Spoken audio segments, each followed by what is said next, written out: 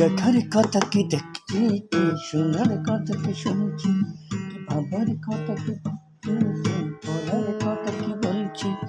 30 বছর পরেও আমি স্বাধীনতাটাকে খুঁজছি।